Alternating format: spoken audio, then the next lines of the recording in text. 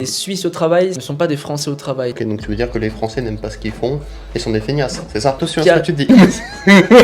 Pardon. Ça, les Suisses ne vont pas l'aimer celle-là. Hein.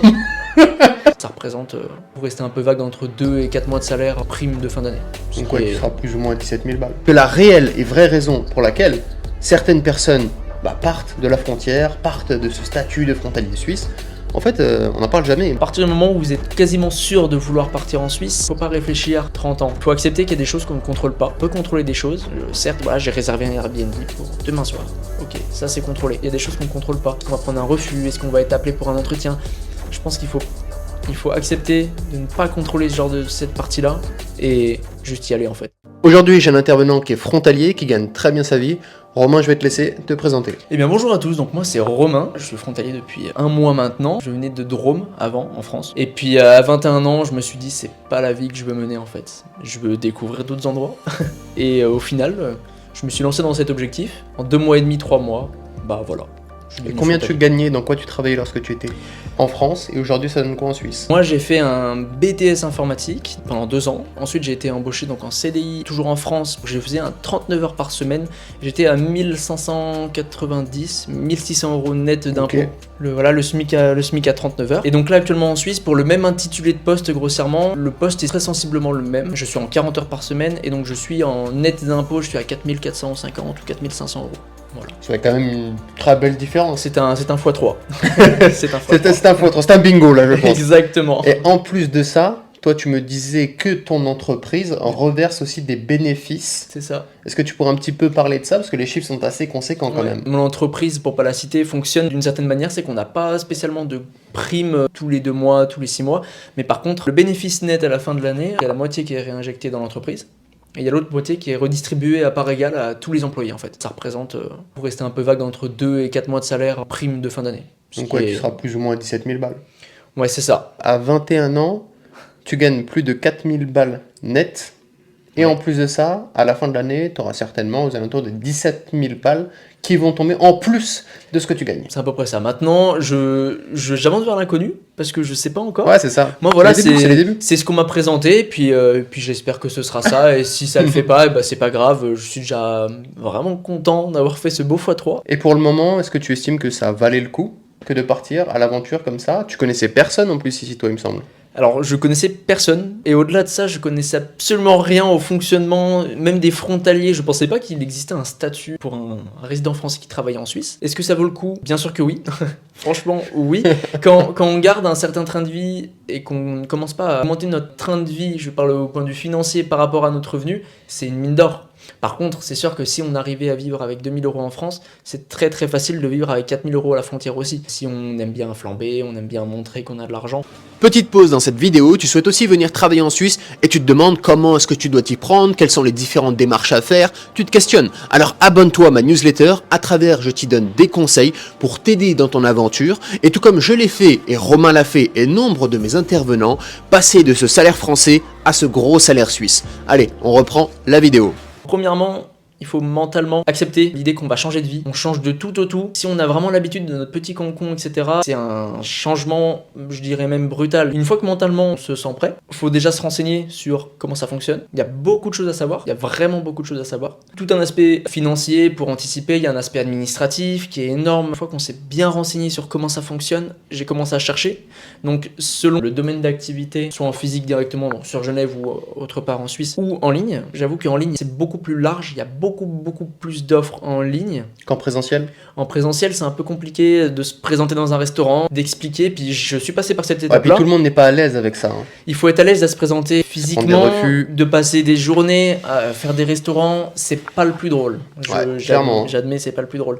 Mais par contre, le côté en ligne, on est chez nous, devant notre ordinateur. Il y a beaucoup d'efforts à faire qu'on néglige beaucoup en France, qu'il ne faut pas du tout négliger en Suisse. Je pense au CV, qui n'est pas du tout le même entre la Suisse et la France. Il ne faut pas garder des acquis en France en se disant que c'est la même chose en Suisse. Il y a plein de petits détails qu'il faut tourner côté Suisse. Au final, c'est nous qui allons en Suisse, c'est pas la Suisse qui vient à nous, donc c'est à nous de faire des efforts. Et donc ensuite postuler. Tu as postulé sur les plateformes en ligne du coup? Sur énormément, exactement, sur énormément de plateformes en ligne. J'ai pris un nombre incalculable de refus. ce qui est normal, il faut pas se décourager, ça fait partie du processus. Certains domaines en Suisse qui sont beaucoup plus recherchés que d'autres, ce qui est normal. Il y a aussi beaucoup de boulots qui sont entre guillemets laissés pour les frontaliers parce qu'ils estiment que c'est pas des boulots pour les Suisses, facile. Et donc du coup, il y a beaucoup de domaines d'activité où il est très compliqué en tant que frontalier de rentrer parce qu'en fait, vous n'êtes pas du tout la priorité. Et la priorité, c'est le Suisse, ce qui d'un autre côté est normal. Il faut accepter aussi que... Ils sont patriotes. Exactement, voilà, il faut accepter ce côté-là. La Suisse va garder un processus long de recrutement, c'est comme ça, où premier entretien, attendre une réponse, deuxième entretien, attendre une réponse, certaines fois il y a même 3 entretiens, c'est possible aussi. Ça dépend des métiers après. La restauration, si vous bossez à McDo, vous n'aurez pas 10 entretiens. C'est sûr. Non, ça dépend du domaine d'activité. Toi qui es dans l'informatique, oui, tu as eu 2 entretiens, c'est ça? Exactement. Moi, je sais déjà le processus entre le premier appel où j'ai entendu pour la première fois le nom de l'entreprise et le jour où j'ai signé. 1 mois. À peu près 1 mois. Moi, j'ai eu mon appel, j'ai eu l'entretien. Le lendemain, je travaillais. Au niveau du logement, qu'est-ce que ça a donné pour toi? J'ai commencé par des Airbnb. J'avoue que c'est super pratique. J'ai continué un petit moment au Airbnb et puis j'ai voulu trouver, et alors d'aujourd'hui c'est le cas, une colocation. Alors, il y en a qui peuvent rester en colocation des années, moi, c'est pas mon but. Donc j'ai eu la chance de trouver une colocation assez rapidement. En général, il faut des premières fiches de paie. Pour beaucoup de propriétaires, un contrat suffit aussi. Parce qu'ils ont l'habitude. Donc toi, tu n'avais même pas encore ta première fiche de paye, que tu as quand même trouvé une colocation. C'est bien ça? Exactement. J'ai tout de suite expliqué ma situation aux propriétaires que je contactais à chaque fois. En fait, j'ai signé. Je peux vous fournir un contrat signé où on voit le montant mensuel, annuel. Mais je viens de commencer. Je n'ai pas mon premier salaire. En fait, j'ai vu que 2 propriétaires. J'ai même pas regardé la réponse du second parce que le premier m'a dit pas de souci. Et puis au final, je suis arrivé, j'ai signé le contrat et j'ai récupéré les clés le même jour. Et alors, tu payes combien en colocation? Donc là, je paye 750 € par mois avec les charges. Ça peut paraître très cher. Ouais. Je pense que ça l'est aussi pour une colocation. Maintenant, je suis très proche du tram pour aller au travail. Voilà. Juste en bas. L'appartement est neuf. Je pense qu'à un certain moment, on peut pas se permettre d'avoir le luxe de dire ah, j'ai pas un lit double, non, je ne prends pas la chambre. Je pense que des fois, on se dit ah, il y a un lit, je vais prendre cette chambre. C'est bon, on est au chaud, Exactement. on est bien. Non, je pense qu'il faut revoir ses priorités, surtout quand on arrive. Et puis après, rien ne vous empêche, une fois que vous avez la stabilité suisse, d'acheter, de prendre un appartement. C'est quoi qui t'a donné envie de venir travailler en Suisse?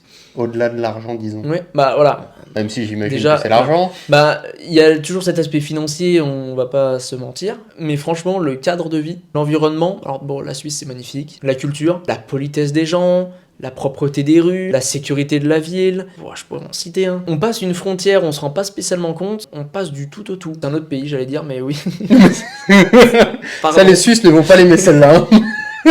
Qu'est-ce que tu penses des Suisses? Qu'est-ce que je pense des Suisses?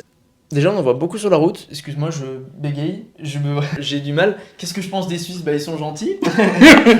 Non, mais oui. Ils sont bien gentils, ces gens-là, ma foi, c'est vrai. Hein. Les Suisses au travail ne sont pas des Français au travail. Je caricaturise. Attention à ce que tu dis.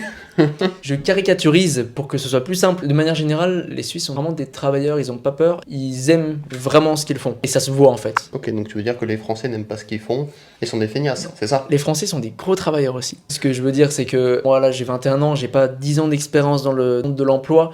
Et puis on va dire que les peu d'expérience que j'ai eu m'ont montré l'inverse. La différence entre mon ancien emploi en France et le nouvel emploi en Suisse, c'est que je vois une différence énorme. Et c'est pour ça que j'accentue sur certains points, mais je pense que c'est aussi le manque d'expérience qui doit y jouer un peu. C'est quoi tes projets pour le futur? J'ai plein de projets.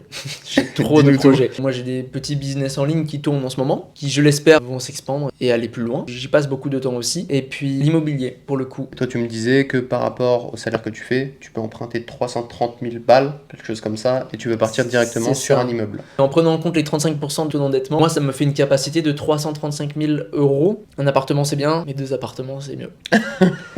Moi, je pense que le tir... l'immeuble. Voilà, le tir groupé en achetant un seul bien et avoir plusieurs lots dedans, d'un point de vue rendement, c'est beaucoup plus intéressant. Qu'est-ce que tu penses des villes à la frontière, notamment Gaillard, puisque c'est là où tu es? C'est très bien desservi, c'est vraiment sympa, c'est pratique en fait. On peut croire qu'il y a de la campagne entre chaque ville, mais en fait, Annemasse, Amby, Ville-Lagrand, Gaillard, c'est des villes différentes sur le papier, mais en réalité, le Annemasse-Gaillard est extrêmement bien desservi comme une même ville. C'est des villes où c'est très vivant la journée, il y a beaucoup de monde. C'est vrai que quand on on passe une certaine heure, mais en fait les gens rentrent chez soi pour dormir parce qu'ils travaillent globalement la majorité en Suisse, et donc la ville la nuit, elle est pas aussi vivante qu'un Lyon ou un Grenoble à 1h du matin Clairement, le rien à week-end. voir. Ça n'a absolument rien à voir. Est-ce que tu trouves que c'est facile de se faire des connaissances en étant frontalier? Alors avec le recul d'un mois, je dirais que c'est compliqué. C'est vrai que t'as un petit recul. À chaque fois, je pose mes questions, mais j'oublie c'est que ça vrai. fait qu'un mois que Ouais, tu es là. j'ai un recul d'un mois, mais c'est en un mois, j'estime que c'est vraiment compliqué. Je ne connais personne.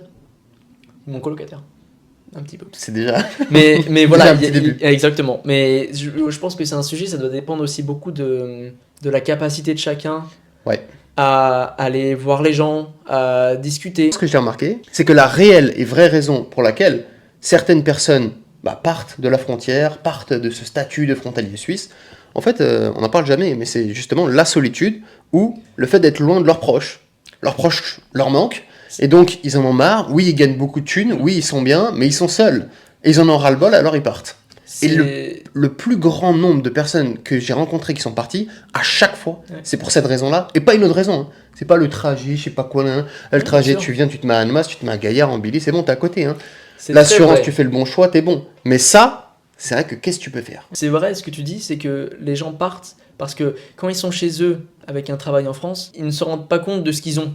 D'avoir la famille, d'avoir les amis, d'avoir le rituel.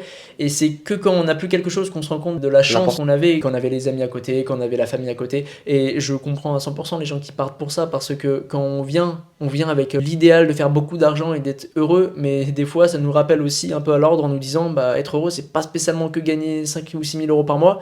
Des fois c'est aussi pouvoir voir les parents le week-end et sortir avec des amis. Il y en a beaucoup qui négligent ce côté-là. Quel conseil tu donnerais à une personne qui nous regarde et qui, comme moi, comme toi, veut devenir frontalier suisse? Je pense que à partir du moment où vous êtes quasiment sûr de vouloir partir en Suisse, faut pas réfléchir 30 ans. Faut accepter qu'il y a des choses qu'on ne contrôle pas. On peut contrôler des choses. Certes, voilà, j'ai réservé un Airbnb pour demain soir. Ok, ça c'est contrôlé. Il y a des choses qu'on ne contrôle pas. Est-ce qu'on va prendre un refus? Est-ce qu'on va être appelé pour un entretien?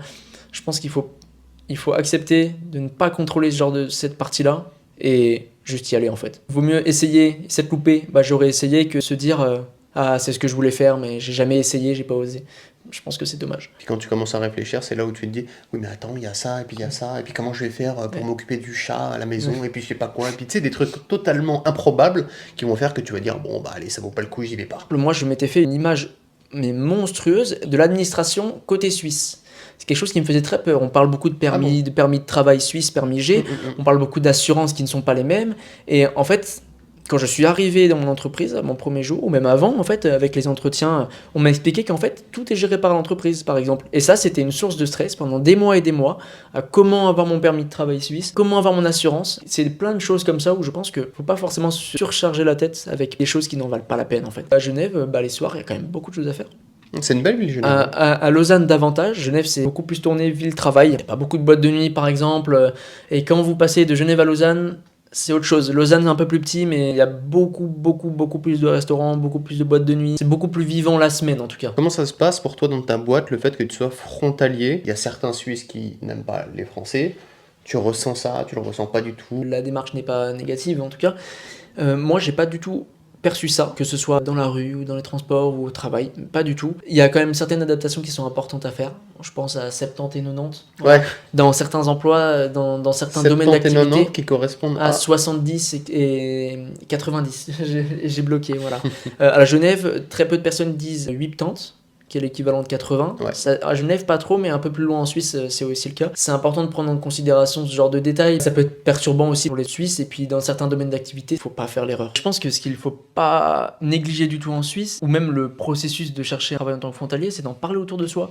Parce qu'on a toujours un ami qui est suisse, ou qui va souvent en Suisse. Malheureusement ou heureusement, il y a beaucoup de pistons aussi en Suisse. Ça fonctionne aussi comme ça. C'est le biais numéro 1. Maintenant, moi, on m'avait donné des contacts. J'avais 2 gros contacts. Par gros contact, j'entends des personnes qui gèrent des entreprises plus ou moins grandes. Et en fait, en pensant que ça allait totalement m'aider, je m'étais un peu reposé sur ces acquis. Et il faut faire un peu attention parce que c'est des personnes, je pense qu'elles sont tellement sollicitées par rapport à ça, qu'à la fin, c'est un peu compliqué pour eux. C'est-à-dire que moi, je les appelais, mais ils étaient au travail, puis c'est des personnes qui ont beaucoup de choses à faire, et on m'accordait pas spécialement de temps, mais ce que je comprends à 200%, c'est normal. Pensez à la famille, votre entourage, si vous avez quelqu'un qui peut connaître quelqu'un, mais pas s'asseoir sur ces acquis-là. Parce que certes, c'est un biais intéressant, mais il faut pas se reposer que sur les autres. Voilà. On arrive à la fin de cette vidéo, j'espère qu'elle vous aura plu, que vous avez pu y avoir un maximum d'informations pour vous aider dans votre aventure. Je vous rappelle qu'en barre de description, le premier lien c'est ma newsletter, et puis nous on se retrouve de l'autre côté. C'était Emric MB, restez vaillants, ciao. Tu peux dire un salut si tu veux ou un truc. Ah, bah c'est un peu trop tard du coup. Écoute, vas-y, hein, ma foi. Bonne soirée.